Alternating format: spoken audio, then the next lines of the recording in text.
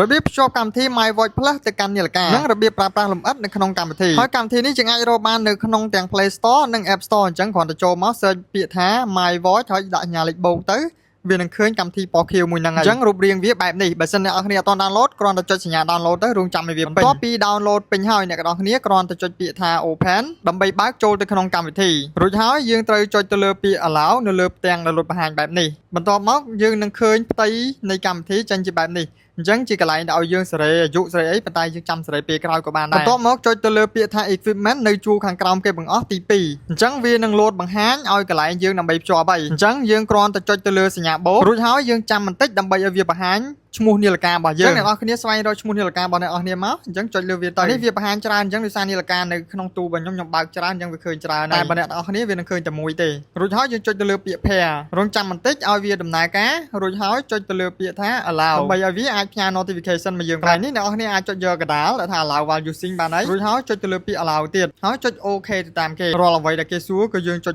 យល់ព្រមទាំងអស់មានន័យថាពាក្យ allow ហ្នឹងគឺយល់ព្រមមកដល់ត្រឹមដំណាក់កាលហ្នឹងគឺមានន័យថាយើងភ្ជាប់នាឡិកាបាន 100% ហើយយើងនៅចាំមើលការប្រើប្រាស់របស់វាវិញអញ្ចឹងយើងតេស្តមើលចង់ដឹងថាជាប់មែនអត់អញ្ចឹងយើងចុចលើពាក្យថា find equipment មុខងារហ្នឹងក៏វាពិសេសមួយដែរត្រង់ថាពេលដែលយើងវែងនាឡិកាទុកកលែងកលៀតណា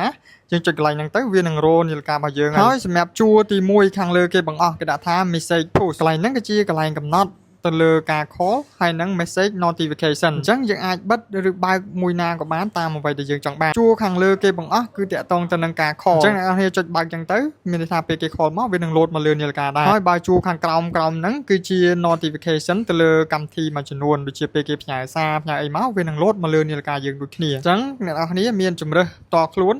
បើកមួយណាបិទមួយណាគឺស្រេចលើអ្នកនរគ្នាហើយបន្ទាប់ពីភ្ជាប់រួចចាំមកសន្ទុះទើបវានឹង load ផ្ទាំងឲ្យយើងសេរីរូបភាពអញ្ចឹងអ្នកនរគ្នាចុចដូចខ្ញុំហ្នឹងទៅវានឹងដល់ទៅយើងផ្ទៃរូបភាពជាច្រើនដែលអាចឲ្យយើងតាំងនៅលើនាឡិកាបានអញ្ចឹងបើសិនជាយើងពេញចិត្តទៅលើរូបភាពនាឡិកាដែលគេបាន design មកស្រាប់ហ្នឹងមួយណាយើងគ្រាន់តែចុចទៅលើពាក្យថា install អញ្ចឹងខ្ញុំនឹងឧទាហរណ៍ឲ្យអ្នកនរគ្នាមើលមួយទៅលើផ្ទៃនាឡិកាមួយដែលខ្ញុំចាប់អារម្មណ៍អញ្ចឹងណានេះគឺរូបមួយខាងលើដែលមានចលនាបេះដូងអញ្ចឹងខ្ញុំចង់ដឹងថាតើពេលដាក់រូបភាពដែលមានចលនាវាលោតឡើងដែរអត់ទេអញ្ចឹងនៅក្នុងកំឡុងពេលដែលយើង install មុខនាឡិកាថ្មីយើងត្រូវនៅស្ងៀមយើងកុំចុចចេញអីសោះយើងត្រូវរក្សានៅកន្លែងរបស់វាដូចដើមរងចាំដល់វាចប់ទើបបានយើងអាចចេញពីកម្មវិធីនឹងបានអញ្ចឹងនេះបន្ទាប់ពី install ចប់ 100% យើងឃើញថា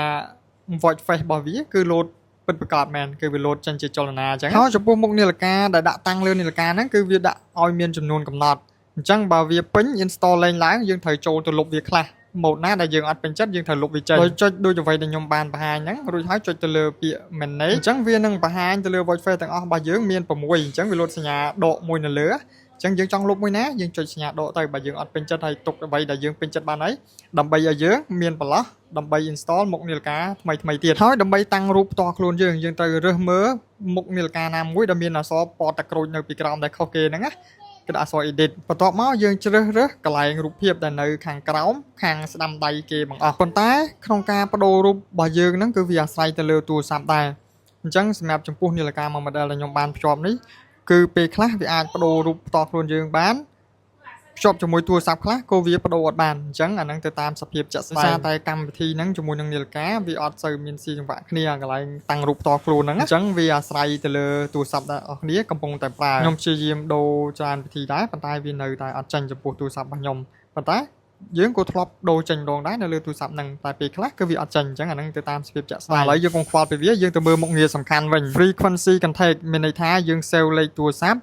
ដែលងាយស្រួលក្នុងការខលចេញចូលដោយអត់ចាំបាច់យើងត្រូវវាយលេខអីជាច្រើនដងនៅក្នុងនាឡិកាអញ្ចឹងក៏យើងអាច save បានចេញពីក្នុងទូរស័ព្ទនៅក្នុង app ហ្នឹងតែម្ដងអញ្ចឹងកន្លែងហ្នឹងអ្នកនរគ្នាចង់ដាក់លេខទូរស័ព្ទពីណាក៏បានដែរដែលអ្នកនរគ្នាគិតថាសំខាន់ងាយស្រួលក្នុងការតេឲ្យបានលឿនតោះអញ្ចឹងទៅដល់មើលមុខងារមួយទៀតគេដាក់ថា take picture remotely ពណ៌ក្រហមហ្នឹងអញ្ចឹងយើងត្រូវចុច allow តាមវាមកពេលដែលយើងភ្ជាប់អញ្ចឹងនាឡិការបស់យើងដើរតួដូចជាដុំ remote មួយមានន័យថាយើងដាក់ទូរស័ព្ទ selfie នៅឆ្ងាយយើងចុចទៅលើនាឡិកាទូរស័ព្ទរបស់យើងនឹងថតតែម្ដងហ្នឹងប្រៀបដូចជាដង selfie ដែលមានដុំ remote ដុំបជាមួយអញ្ចឹងណាអញ្ចឹងគឺវាមានដើរដំណើរការមកដូចគ្នាអញ្ចឹងនេះពេលដែលឡើយវាអស់វានឹងចេញបែបនេះអ្នកនរគ្នាអញ្ចឹងកាមេរ៉ាហ្នឹងវានឹងចេញផ្ទាំងបែបហ្នឹងអញ្ចឹងនៅលើនាឡិការបស់យើងចុចតាកន្លែងរូបកាមេរ៉ាចុចទៅអានេះគឺជាមុខងារបជាថតមួយផ្សេងទៀតហើយមើលមុខងារទៀតគេដាក់ថា other setting ហ្នឹងមានអីខ្លះក្រោមគេបងអស់ហ្នឹងគេដាក់ថា reset ក្នុងករណីនាឡិការបស់អ្នកនរគ្នាគាំងចុចអីក៏អត់ចេញគាំងទៅលើកម្មវិធីណាអញ្ចឹងចុចកន្លែង reset ហ្នឹងទៅវានឹងធ្វើឲ្យនាឡិកាហ្នឹងដូចអ្វីដែលយើងទិញពីរោងចក្រមកអញ្ចឹងណាមានថា reset ចោលទាំងអស់តែម្ដងហើយខាងក្រោមគេបងអស់ហ្នឹងក៏សំខាន់ដែរ OTA update ហ្នឹងគឺជាកន្លែងដែលយើងត្រូវ update ទៅលើនាឡិការបស់យើងអញ្ចឹងយើងអាសាមើលវាផងតែតតែថ្មនាឡិកាយើងមានគ្រប់គ្រាន់ដែរទៅបានវាឲ្យ update អញ្ចឹងក្នុងករណីដែលគេចេញមុខងារ update ដើម្បីឲ្យនាឡិកាហ្នឹងវាដើរស្រួលឬក៏មានមុខងារអីផ្សេងទៀតយើងតចុច update កន្លែងហ្នឹងដោយការតាំងរូបដែលតាំងរូបផ្ទាល់ខ្លួនអត់បានអញ្ចឹងណាពេលដែលយើង update ហើយពេលខ្លះវាអាចនឹងបានវិញតែយើងត្រូវការរងចាំបើអ្នកនរគ្នាមានចង្អល់អីផ្សេងទៀតអាច comment នៅខាងក្រោមហ្នឹងបានហើយកុំភ្លេចជួយ subscribe ឬក៏ follow ខ្ញុំម្នាក់មួយផងមានអ្វី update ខ្ញុំនឹងផុសបន្ថែមលើហ្នឹងទៀត